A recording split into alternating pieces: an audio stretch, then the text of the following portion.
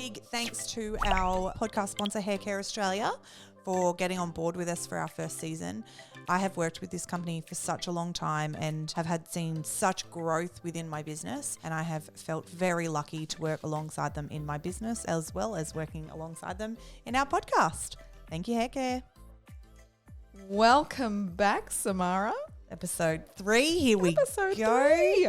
Crazy. I know, and this one we're winging Just on the fly. on the seat of our pants, holding on for a dear life. Is that the right analogy? I think we squeezed a few in there for sure. How's your week been, Jen? There was a roller coaster incident. I'm trying to be a good parent. It's a whole situation. That's for another podcast though. The parenting podcast? Yeah. And you? Look, it's been a ride.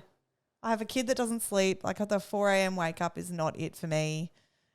But, you know, I had a weekend away last weekend with my best friends, and it was like the greatest weekend ever. We drank so much and just talked and laid on beaches and no children. It was just like a whole cup fill situation. It sounds like a vibe. It was a vibe. It was so good. I thoroughly suggest this to anyone that needs a moment. Book a weekend with the cup fillers and go away with them because, yeah, it was a whole thing. It was amazing. So this week we decided we wanted to talk about like old school versus new school in the ways of salons and how crazy it's evolved since you and I. Oh, huge. Like we met 18 years ago, and the difference between running a salon or being a salon manager or being in the industry now to what it was then, and like the dramatic differences we've seen and how we're navigating that, I guess. Absolutely. Well, even like I was thinking about it before today, like I even noticed a huge difference within the industry. When we met, I had moved from New Zealand, and the industry that I experienced when I was working there, as opposed to the industry that I came into when I moved here, was very, very different. Like navigating that was in what ways?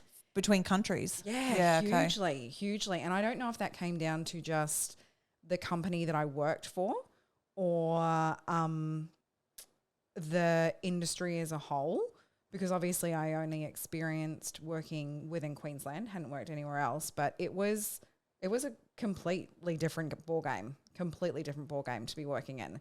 So yeah, and then to look at that and where that's evolved to where like the salon where we first met to the salon that you have now, just poles apart of how things have changed. So what would you say the main changes were from working in New Zealand back then? And this was 18 years ago to coming to work in Australia. What differences did you see there? I don't know if it was between countries. I think it was just between for one thing, I got paid really differently. So I got paid heaps more in New Zealand than I did when I first moved to Australia. But that was partly down to the fact that I worked on a commission only basis in New Zealand. Yeah, okay. So like I reaped my own rewards, whereas when I moved to Australia, it was, you know, like I just worked as you had a wage and bonus type structure. But then I had also worked for a company where like you had to compete once a year in a photographic competition or a like on the floor like catwalk type competition. Yeah, and it was. And how different that is even now. Like, yeah, it's not even if we talk into awards like they have, it's just kind of not a thing anymore. I think social media like came in and blew that shit out the water because you could see, like you see it all, it's so readily available now. Yeah. Whereas at that time it wasn't. Yeah, it was just how you got your photographic work out. Yeah.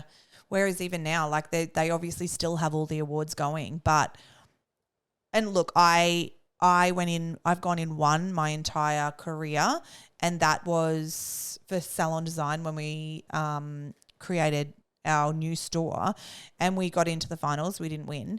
And I think a lot of it, I can't speak, I don't want to blow this up, but a lot of it now is down to what photographers you have, who writes your submission for you, all of these things that is why it's judged like that. And if you look at it, so many of the same people are in it every single year. And also, what merit does it have these days? Yeah, agreed. What merit does it have for you to say, I have been voted the best hairdresser in Queensland when maybe there was only 50 people that actually entered? So awards used to be huge and now they just Absolutely, don't because matter you just anymore. didn't have that avenue like we do now where you could get your work out. Yeah. You know, which is just makes it so much easier. You have that direct contact Yeah. with the people that you're trying to reach that you didn't have before. And then interesting enough too, so when we opened La Sorella, we had all those little awards of Gold Coast Best Hairdresser in newspapers and I would always strive for them because I am competitive. And I think all it brought me was crazy. Like none of it. There was some real crazies that came from those awards. None of it brought me any goodness to it. Yeah. So I ended up having to be like, why am I doing this? I'm doing this completely from ego because I love the idea of being considered that. And I started to go, you know what? I'm not even entering anymore. Let's not do it. It put so much pressure on me. And then I would feel a sense of lack if I didn't get it. And then I would be judging myself against that. And also what makes me the best hairdresser on the Gold Coast? Like I'm good at what I do and I look after my clients and I'm the best for them. Yeah. But this whole idea of the award. Well, it goes against this whole it goes against the whole culture that you really have created in that whole sense of community over competition. Yeah. You know what I mean? Like it really is the opposite of that. So And interesting, there was another one that was the other day, someone sent me an email literally only like a couple of weeks ago saying like Gold Coast Best Hairdresser, and I opened it and it was like, pay this much money and you can go in it. And I was like, what the fuck is the point of that? Like, and also not authentic to me at all. Yeah, So why would I do it? Well, not authentic at all. And also it brings the crazies, but this says you're the best. So if you don't give me my version of the best, how is this going to work? The whole language of it is detrimental kind of really, hey? Agreed. Hey, salon owner friends, let me talk to you quickly about Rising Finances, the program I have created just for you to conquer financial confusion and master your numbers. Inspired by my very own journey, I'm here to support and guide you every step of the way. Let's walk hand in hand as we break down crucial topics like tax, super, holiday pay, wages, and setting up your accounts. Plus, I will help you find your bottom dollar, price your services with confidence, and provide easy to use personal and budget sheets. I also think it's super important to look into our money behaviors. So this is a topic that we're going to round into as well. Don't let your dreams just slip away. Join Rising Finances and transform your salon into a thriving, stress-free success. Visit our website, sign up now, and let's start our journey to financial freedom. You deserve this. Your salon deserves this, and you need to feel the sense of peace that comes with this. All right, so that's a difference. Step one. I didn't even know where that was going, but I like it. I feel like another huge one is social media. Yeah. So obviously when you and I started, social media was not a thing. Nope. And I think that social media brings so much goodness, but at the same time can be quite poisonous at times as well, because I think we really compare ourselves to other people's journeys and not feeling good enough and not doing enough and being enough. But then on the other hand, nothing has built our business like social media has. Yeah. So it's an interesting battle that I find with social media, because on the other hand, it also is that whole staffing issue that you have with social media. It's, these days, if you have staff and they can take clientele, it's just like at a press of a button, it's a post. Yeah.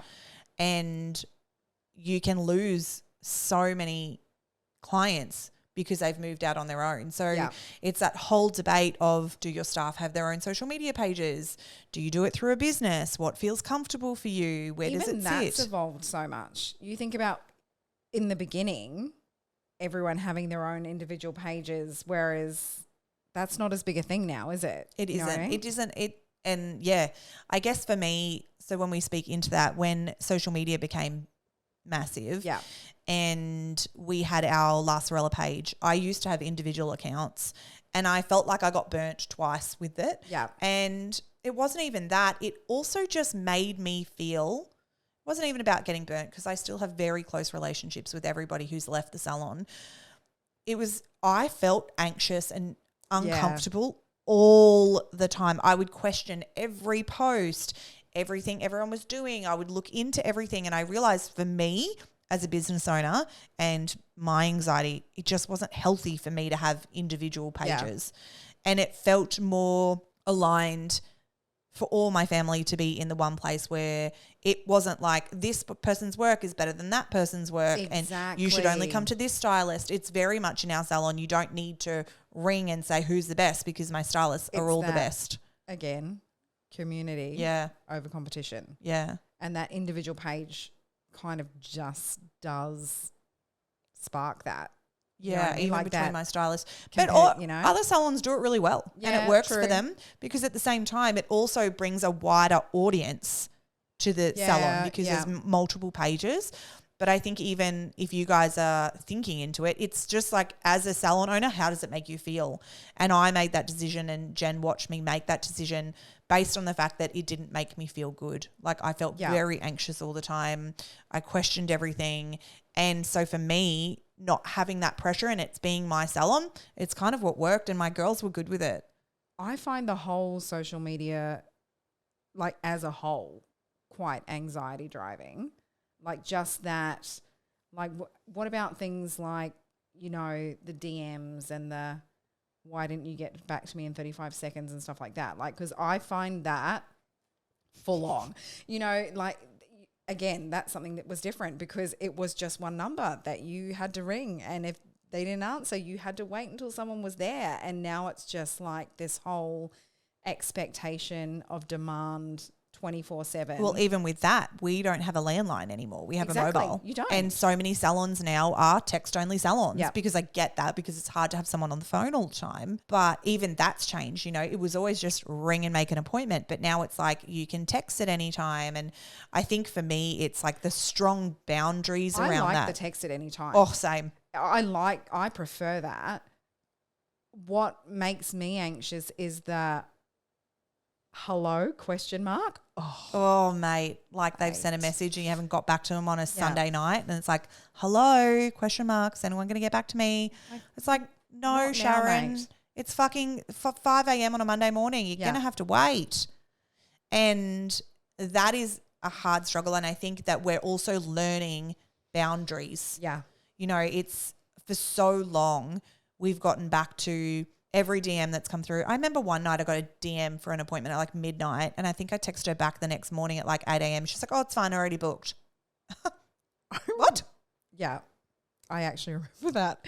And it's like, who answered you at that time? And how are their boundaries? Potentially the online booking too. So it's also coming into looking at that's true. Online bookings, and do you have availability to feel like having your online bookings that someone can go on and just decide, oh yeah, that works for me. Yeah. And also it's important because do you like online booking? I do like online bookings. I think it can be tricky in our industry in hair because it will be like bigger appointments and sometimes you need to shuffle things around to make it work. So it's not always, the online bookings won't always create what you need. But in the industry of brows and lashes where they go, it's exactly an hour. Yeah, exactly. It's exactly an hour and a half. It's like these girls are what they're working off online bookings because you can see to the actual, like completely what exactly they need. Whereas with us, if it's a half head or a quarter head and then you need to process for an hour, it gets a little bit trickier. But I do like the online bookings because I know that's how I like to buy. Oh, I like to make absolutely will always get an online booking. Yeah. If you can't book online, I'm not going to do it any other way. I know. You know what I mean? So I think that's why also that text is so important because I always say, like, if you can't find an appointment online, just give me a text or send me a DM. But I've had to set some pretty strong boundaries pretty much in myself. So for me, again, I don't have the work mobile phone anymore. The cool thing about the work mobile phone is I still have a landline, but the landline gets diverted to the mobile. So we can either use the mobile or we can use the landline. And funny enough, a lot of our information comes out of that. Even though we have a computer system, the computer system is expensive. Very expensive. To text message out of. Whereas your own mobile phone, it costs you nothing. So for me, I prefer to use, if I've got a receptionist and she's got time, I prefer to actually use our mobile phone to kind of communicate with people and confirm, and to be able to like, use more than 150 characters or something. That's what it is now still in the stupid computer systems. They're like, you can only use this many characters. So you're back to like writing how are you with an R, you with a U. Like I got to fit in as many frigging characters as I possibly can. But when we use our mobiles, we can kind of text out as much as we would like, and we can give more information and things like that. Yeah. So we have a lot of like text templates, but it all sits on the phone. The cool thing about us then having the phone is when we're not there, my manager, she does all the appointments on a Monday. So again, it just takes that pressure off. I don't have to think about it. Yeah. But then we used to not be able to reply. I remember when DMs came out on Instagram and we used to be like, we don't reply to this. But now we actually we don't reply to Facebook DMs because I cannot. And this is where you guys need to work out what suits best for you and your business. But I can't get back to texts, calls, emails, Instagram DMs, FaceTime, DMs, fucking carrier pigeon, like I just like, faxes, how like can it's you just stay too consistent? There are too many things. Yep. Too many balls in the air. Yep. It's just too easy for something to slip through the gaps. Exactly right. So I actually have in the last couple of weeks deleted email as well. Oh, that's such a good idea. I know, because it's too much. Yeah. Like I don't have time to write you an email about your appointment. I'm already doing DMs and texts and calls. So the cool thing about having a mobile is you can see when someone's rung. If you can't answer it, there's always going to be a track record. So we ring back all our missed calls. So that's a really good one because you don't ever miss anyone. You can call them back, or we just send them a text message saying, hey, we're not on the phone today, but if you send a message, we can look into whatever you need and we can get back to them at the time that suits us as well. But even with DMs, I used to be on La Sorella's DM, like it was like my main thing. But now stepping out of it and being in Salon Rising, I don't go on it as much. And I think that, again, creating those boundaries of being like, we will get back to you, but it's not going to be at 5 p.m. on a Saturday afternoon. Because, we have lives. I'm glad you said it because that's what I was thinking. Yeah. Because you can't be accessible at all times. Then the business starts to run you instead of you running your business. Yeah. Something I wanted to touch on because we were kind of talking about this before, and I think it's really interesting, is product and suppliers and how that has changed. Because I remember when you were first starting your salon and you were looking at what product lines you were going to use. And, like these big names, the big names had the monopoly on the market, right? Yep. And it's just like, I can't get this person to ring me back. They're just no one wanted anything to do with me. Yeah. Whereas to then go, and I think this applies with retail companies as well because there's been such an expansion and, some of the big companies took their things into supermarkets, but that's another conversation.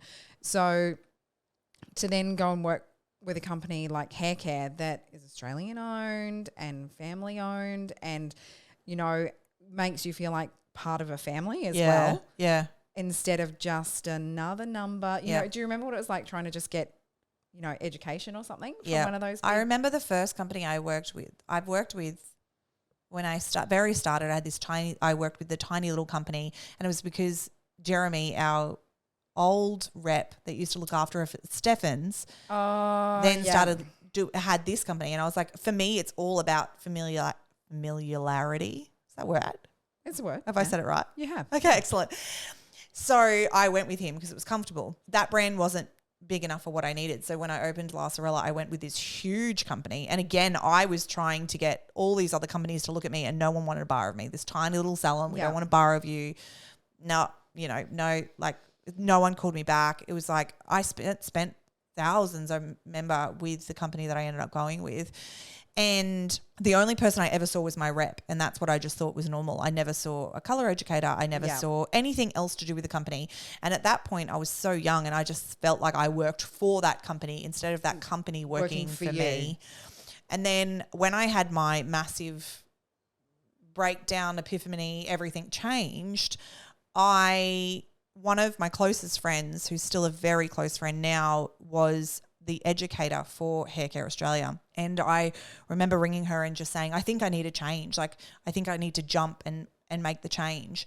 And she said to me, like, okay, like let's like, how about you try Lakme and see what you think? And I tried it and I loved it. We all loved it immediately. And I remember she was like, let's go for dinner. And we went for dinner and she explained to me the company. Like she said, you know, like it's a mum and dad and their sons, and like explain the company to me. So instantly I started being like, okay, this feels right, because I'm all about community and I wanted to feel a part of something. And then it just changed my life. You know, working with hair care really did show me what it was like to have a company that supported you rather than you supporting a company.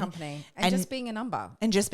Yeah. I became a human and a business, and they were proud of me and they would see my success and help me build, and you could have like conversations about building and stuff. And potentially this was there, but it wasn't there for this little salon that no one cared about back then. And now you have people knocking down my door wanting to work with me, and still my loyalty is with this company that has still supported me even when I was only 2 people, you know. And now hair care is one of our sponsors for our podcast, which is so cool. The coolest, because they've seen that and supported my journey, and again still are seeing me. Yes. So I think even working with corporations now to working back then, it used to be very much like buy your stock, you know, these are the deals we'll give you. Now I don't even think I look at the deals. It's like, who am I? What humans am I conversing with? Yeah. Like, how can you be a part of my world? And, you know, I've got head educators that I'm close to. I know the whole company. I remember going to an event when Wilder was just brand new, and there was a guy who had started working with the company and didn't know me, and I was talking to everyone, and then afterwards he said, he goes, oh, I needed to know who you were because I thought you'd worked here for a point because you know everybody. But for me, the importance of feeling a part of a company is massive. Yeah. So even the difference in those companies from where I started to where I am now it's chalk and cheese, you know. And I thoroughly recommend to anyone, you need to look at those values and what's important to you and still stepping into that, you know, so that you can feel, if your thing is community and feeling a part of something. I want to walk into a cafe and everyone know my name. And know what coffee you want. And know what coffee I want. That's important to me. So having a company that is the same way was important to me. So, but, you know, again, you're learning these from back then. I didn't know that that's what I needed, and now I do. Yeah. So, yeah.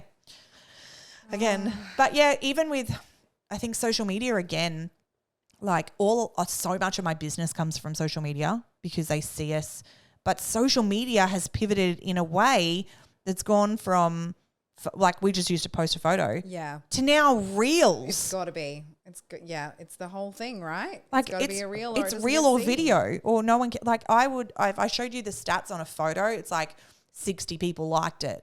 If I show you the stats on a stupid video where I'm being an absolute dickhead, it's got like 11,000 views.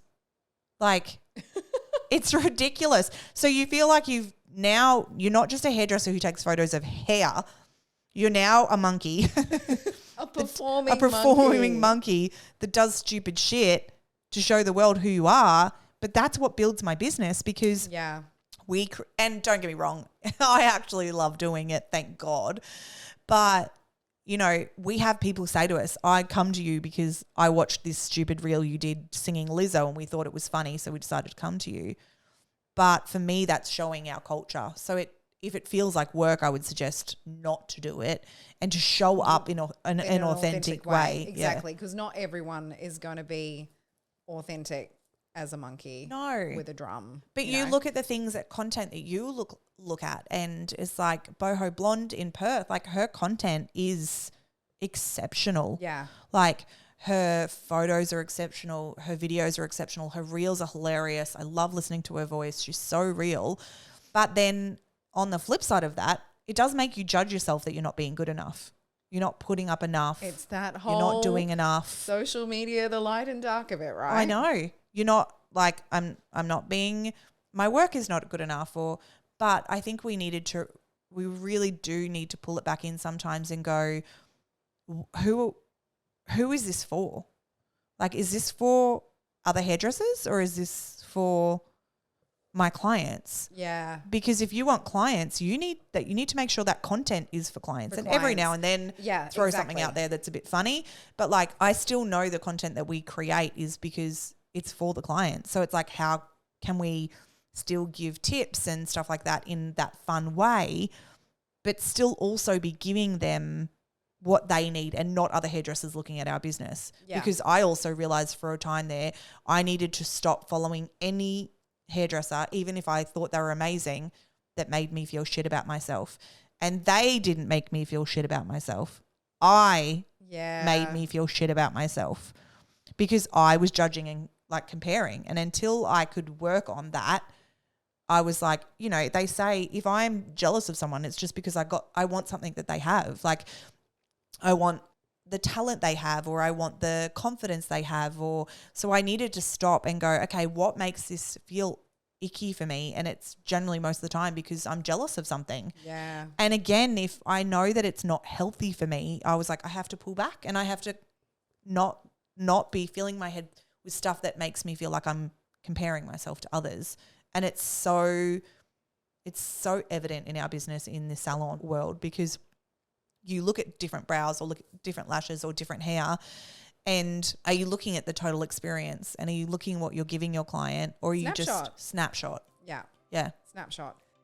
Meet Hair Care Group, the trusted partner of the professional hair industry. They're a proudly Australian, family-owned company with 45 years of experience, founded by a hairdresser for hairdressers. Hair Care Group are passionate about empowering salons and your teams to make their clients feel their best. They know that running a successful business requires you to wear multiple hats, and that's why they're here to help. With a curated portfolio of leading brands, world-class education, and tailored solutions, they're innovating to make working in your business and on your business simpler. Join our community of like-minded professionals and experience the power of partnership. For Hair Care Group, it's more than hair.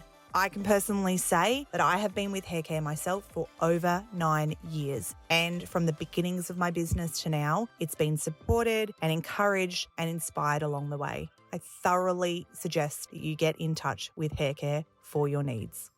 Okay, so maybe let's pivot now and have a little look at staff. Oh, the difference between being a staff member 18 years ago to what it is like now. Yes. Mate, sick days.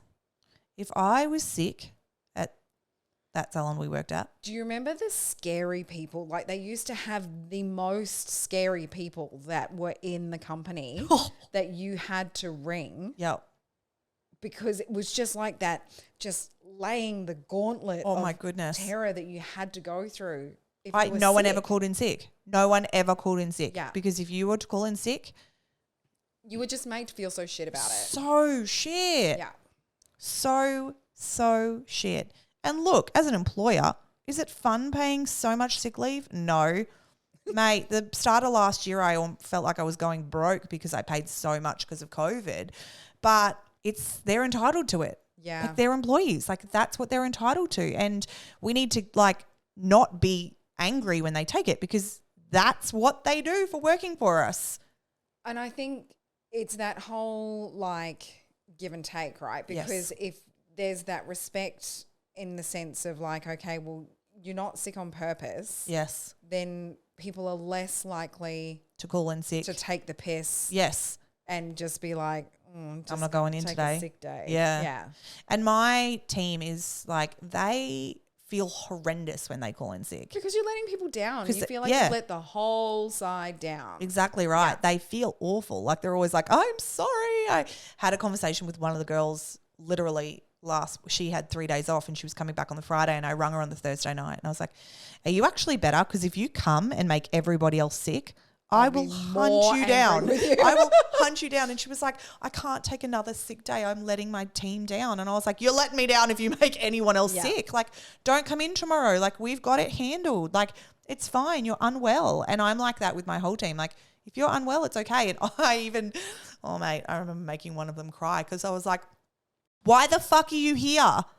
Like, if you are sick, you don't need to rock up to work. Ring me at 7 o'clock so I can organize your day. You're actually making it harder for me. I don't need you to prove to me that you're sick, because that's what we had to do. That was the culture. We used to go in and just be like, I'm on my deathbed. I wasn't putting it on. I am so physically unwell. I remember calling in sick. Actually, I was so sick.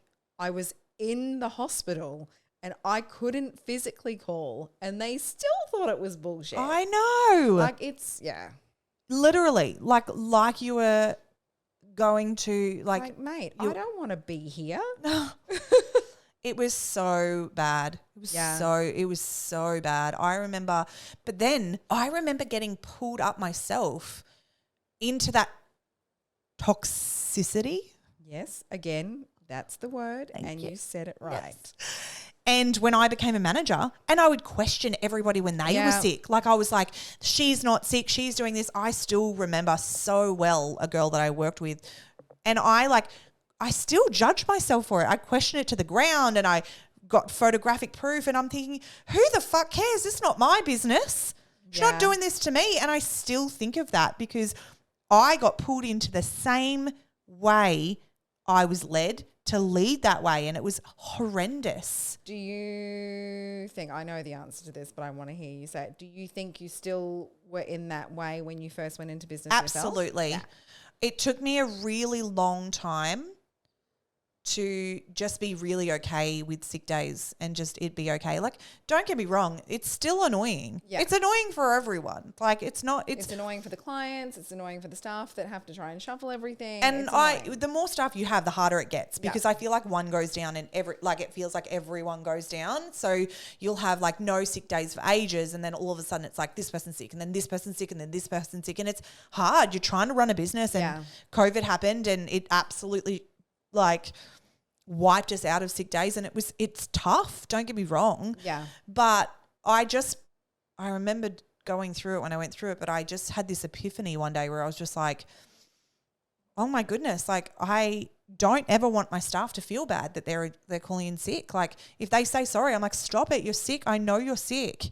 Stop saying sorry. I get it. Like it's fine. Take time, rest your body, because I want to treat my staff the way I would want to be treated.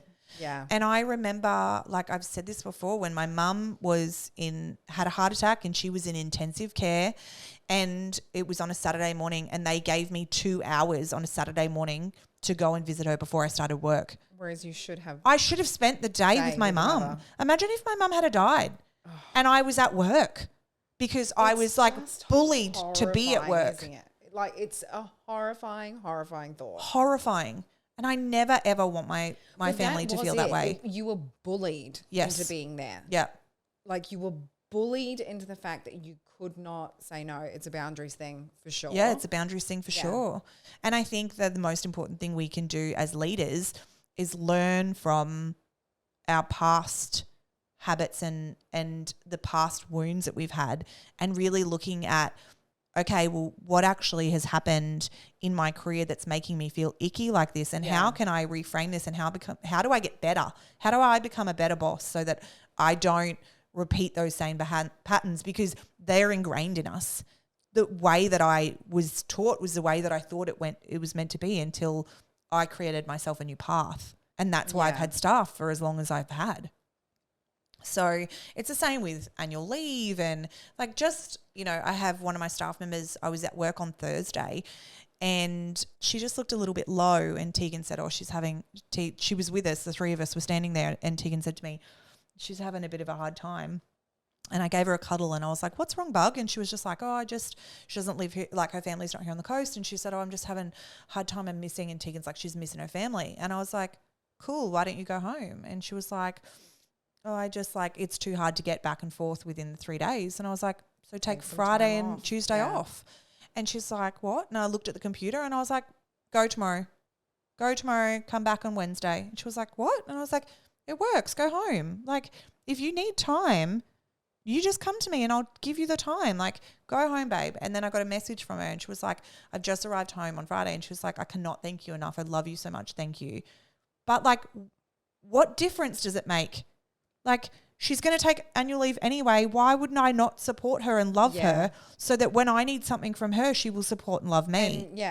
And someone who's feeling like they're supported is going to perform better in their job. She's not going to want to move home. Exactly. Because she knows that she's got the support and love of a family that's going to take care of her. And when she does want to go home, how can we support her in that? Yeah. So it's even that I feel like it was always money and business first in the past, especially the big corporations had such a big turnover. Whereas now it's like, how do you nurture the human first? Yeah. How do I love my team first so that my team end up performing for me, opposed to I'm going to like beat them with a stick and tear them down. So much oppression. Yeah. And they will do this because they are meant to. Yeah. It's like, I will tell you all the ways you've done it shit and you get better, instead of how can we elevate actually everything that you're doing beautifully. Yeah. Yeah. 100%. Apprentices. Yeah. Babies. My babies. I mean, your babies are exceptional. Are so exceptional. I don't know how I found them. But it's a different world. It is a different world finding young people or any people to work as apprentices. Yep. And what that looks like. And it's also like when we were apprentices, again, oppression, like I don't even we just like, when I was and like I was expected to be at work at like, if we started at 9, you had to be there by 8:15. And if you worked till 5:30, you'd stay until 6:15. And that wasn't paid. It was an hour and a half a day not paid that you just were expected. It was just normal. Like, of course you would be there. You're expected to be there. Like, and if you're not there 20 minutes early, like you were there early to set up and then you had to have a 20-minute meeting in the morning before you started. Bloody meeting. But that fucking 20-minute meeting wasn't paid. Wasn't paid. Like, and it was like when I was an apprentice, I started in the March. I think I was cutting by the August. Like, you were just average. You just got thrown in and it was just average. Whereas these days, my girls don't get on they're trained until their perfection and then they get on the floor. Yeah. So sometimes it feels a little bit harder because you want to make them perfect before they get on the floor, whereas we were just thrown. But the skill set that my apprentices are walking away from now to how I walked away is like polar opposites. I think it's important to acknowledge too that not all apprentices are walking away like that, because there's lots of people still in that, True. old pattern. True. But again, you need to look at yourself. Yeah. I think when it comes to apprentices and young people you're hiring, if you aren't hairdressers. But I think we've also got to be cautious not to get caught up in that whole, like, that generation and that generation doesn't want to work and that generation won't work and it's hard to find people. It's so not true, because I have 4 of the most spectacular apprentices. But the difference is I foster that culture, that apprentice culture, with everything I have in my body. So again, when we used to train, it was like you pretty much played your apprentices off against one another. It was like, who's the better apprentice? I played into that. I wanted to be the better apprentice. Competitive. Much, I know. Pretty much with myself, but yeah, I was competitive as shit. I wanted to be the best. Because I need the recognition. Yeah. I need someone to say you're doing a good job. So it would play off against one another. And I had this again when I worked for myself. Like I feel like because that's how I learnt, that's how I was even with my first apprentices. I didn't know how to foster it. And it happened to me having my own business, 2 apprentices that didn't like each other, and it was so hard. It was just like a constant battle and a constant form of angst. And when I got we then didn't have apprentices for years. We were like, no, can't do this. Never again. Too hard. No more. Yep. And then the salon grew and it just doesn't work without apprentices. Again, it's that hierarchy. It used to be apprentices at the bottom and your owners and bosses at the top, and it was this huge hierarchy. Again, I don't think that's there anymore. I am just as important as my apprentices are. Yeah. If not, they're more important than me. Everybody plays their roles. Oh, when they're not there. Our life sucks. When I'm not there, they're fine. When they're not there, everything is hard. Yeah. So those girls are just as important as anyone else on that team. So I think, again, fostering that for me, it was like how I've done this wrong and that's how it used to be. So I remember when my second one came on board, I sat them down and was like, you are best friends. You will never fight. You will never compete. You will only ever support and love and encourage each other. You will never try and blow out in each other's flame. You are only going to be there to continue. Geez, didn't they take that and run with it? Oh, mate, best friends. Obsessed with each other. And then we got a third and we said the same thing. And now we have a fourth and we said the same thing. And I went out the back room the other day and they were like talking and I was like, what are you doing? They're like, oh, we're going to dinner, the four of us. And I was like, thanks for the invite. And they're like, yeah. So like, they were like, no, you're not invited. Like this is our crew of our four. But it also feels like the cool thing about them too is they don't then gang up on the rest of our team and go like, we all don't like when this person does this. So we all don't like when this person does that. Like they're also very, like I'm very like, you leave it at the door and if you need to talk to us, you talk to us individually. You don't then go and talk behind our backs and it's all of that too. You don't want to create two sets of teams, but it just doesn't happen because the culture is first and foremost within our business. Oh my goodness. Okay. So I feel like we've covered a lot. We have. Do we want to do, because we were talking about doing maybe this, that type scenario that's different. I feel like we've kind of done it. Do you feel like we've covered? I want to know more topics that have changed, but you know, I think everything's changed. Like the work has changed. Like you think about even the difference in like you're looking at brow salons. You look at the difference between brow waxes 10 years ago and brow waxes now. Like I used to charge $10 to do a brow wax. I'm not a brow artist. I got taught in my apprenticeship how to do a brow wax and it was add-on for $10. Yeah. That is not going to be some good brows. That is not what brows are all about. And now these days, brows are like the most important thing. You pay $120 to get your brows done so that they're like mint. So another thing, Makona. Like it was Makona, a Makona and a like I think it was called Lotus. Was that a Lotus cookie? Oh my gosh, with the sugar on it? Yeah. Yes. Like a Makona and a Lotus cookie. And then like it was box orange juice that you made up with water. Oh. And that's what you got. But that's also what was expected then. These days it's like, here, let me deliver you your espresso martini with your homemade Rocky Road because it's what people expect. Yep. The expectation for booze is really high now. Oh my God, my Dan Murphy's bill is through the roof. It's also the expectation of service. You know what's changed dramatically is what a salon has to look like these days. 10 years ago, you would never see the caliber of what the salons are these days. Agreed. If you're building a salon, it better be divine. And award-winning. And award-winning. Like it's really hard just to open a salon because you expected it to be this like divine space because everyone's trying to one up each other on the spaces. But that was never a thing when we started 18 years ago. And for a good probably 10 years, it was all about the big salons. Yeah. And everyone will know this in every industry. It was very much about the big salons, the big chains, you know, Michael Dibbs and Steffens and Tony and Guy. And it was all about the big salons. Like that's where everyone had their hair done. And it's not that way at all anymore. It's like everyone wants the like boutique exclusive kind of like, individual salons. Like that's where they want their spaces to be. And again, I think social media has played a massive part.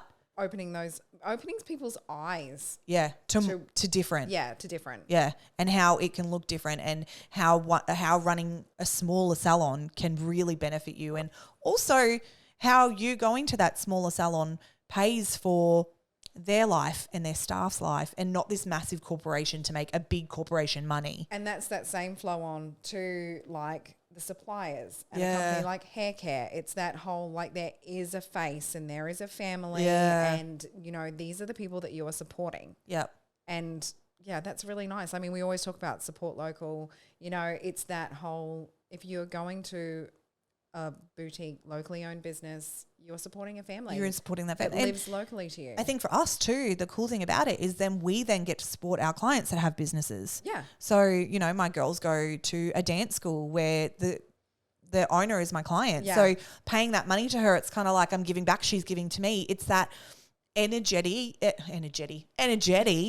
that energetic flow of money, that money is just consistent. Like it just comes back to me at all times and it goes back and forth. So rather than money just going and then needing to get influx, it's like, how can we think about that energetics of money just keeping it moving through your community, community, your butchers, your like everything. My brow artist is, you know, one of my clients. And, you know, everything I try and do, it's like, how do you work it out so that it's within your community and so that you're supporting the little people? But it never used to be like that. It used to be very much supporting the big people instead of the little people. And it was like, oh, you're not using the big people? Like, oh, gosh, you know, whereas now it's like, oh, what is this amazing little thing I haven't heard of? Please tell me more. And you generally find staff that way because staff want to work for a family-owned business that support them, and not these big corporations where they feel like a number. Yeah. Yeah. Oh, man. Numbers. Yeah. Yeah.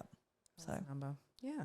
We were numbers for many years, but my staff, again, I'm never a number. My staff are never a number. They're my whole humans first and my employees second, and they know that, which again is why I've fostered the relationship I have. Yes. But I've also made sure that I do it in a way that I'm still really respected as an owner, so that you don't play that part of taking it too far and then not feeling like anybody respects you. Because boundaries.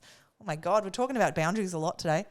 There's a masterclass. There's a masterclass on that. Called Boundaries. So, but yeah, boundaries are a big one, and how we're developing our businesses. I think we're learning. I think we're going to turn around in 10 years' time and be like, shit, because at the end of the day, COVID changed us massively. Oh, it changed the world. And we now we only look after 3 guys, and we don't do kids anymore, and we don't work Saturdays anymore. Like Saturdays, we could never take a Saturday off in our, like when we were growing up in our industry. It was like, if you took a Saturday off, you were the worst human in the world. Worst human in the world. We don't work Saturdays at all anymore. I swear to God that people thought that my husband wasn't really married and that he was just making it up, like, you know, at Saturday sports and everything. I genuinely thought, oh, this poor guy's got to pretend that he's got a wife. Like, I remember rocking up the first time, like, oh, you do exist. You're an actual person. Yeah. Wow. Because we started to realize that we have to develop our businesses and create our businesses in a way to make life feel better first. It can't be money and business first. It has to be humans first. And then in turn, the money comes with that. Yeah. When you are creating from that space, instead of being like, I will open 7 days and I will work 7 late nights and I will work Saturdays in order to make the money. That all changes. You start to get to this point where you're like, work can't just be, I also hate the word work now. So when I talk about mentoring or being in the salon, I say I'm in the salon or I'm mentoring, because I hate the word work because I feel like the word work was what we did. I worked like a robot for a company, and I don't feel that way. I don't feel like my team feels that way. It's just this enjoyment of, we have to go and do something to make money. Yeah. But we enjoy it while we do it. And hanging with my people. Yeah. Making people look pretty. Yep. Getting paid for it. Win. Amazing. So I would love to know if anyone jumps on like this video and comments like the difference between something different, their experiences. I'd love to share that on our Insta. Like, so give us some comments on our socials that we put up for this, and also on our YouTube, because I'd love everyone else to be like, oh my God, the difference between this and this. I remember when it was this, and like, it's so interesting, because I'm sure like we've done this, we've been talking about this for nearly an hour now, and I'm sure there's many more, but these are the ones that just came off. Oh my God, fucking lunch breaks. Oh my God. You never take a lunch break. No. And if you took a lunch break, you would pretty much be the devil. Whereas now I'm like, take your fucking lunch break. Yeah. Like, it's like so important in our salon. But this took time because I was so used to like, why should you get a lunch break? And now I'm like, get on lunch. Yeah. Again. That's a huge one. I know. So there's so many that's different. But I love the way that the world's evolving, and we're so lucky to work how we work now. And I really encourage anyone who has these past beliefs of how you ran, how you were brought up in a salon, to really, like, I think that will be your journal prompt for this week. Yeah, question that mentality of, well, I had to do it this way. Yeah, how were you trained? Yeah. And how did it develop you as a human? And are there still things that you can do now to make your business better than what you had. Yes. You know, do you still feel angst around sick days, or do you still feel angst around Saturdays, or what do you feel uncomfortable with? How would have you liked to have been treated? Yes. And how can you change your perspective? How can you change it? Yeah. How can you change your perspective? That's a journal prompt. That is a great journal prompt. Guys, this episode is fun. Yeah. I could have talked for hours. I hope you've enjoyed it. I also wanted to say a big thank you to Hair Care again for not only believing in me and this podcast, but also believing in me enough to change my life through the salon as well. So a massive thank you. We're super excited about next 2 weeks guests. Yes. We're having Sherelle from Miss Lash, who is just such a spectacular human, and a juicy conversation into the mentoring space and stuff with her as well. Yeah. So we look forward to seeing you soon. And as I said, please send us some comments because we want to know what you also think. Yeah. Thanks, guys.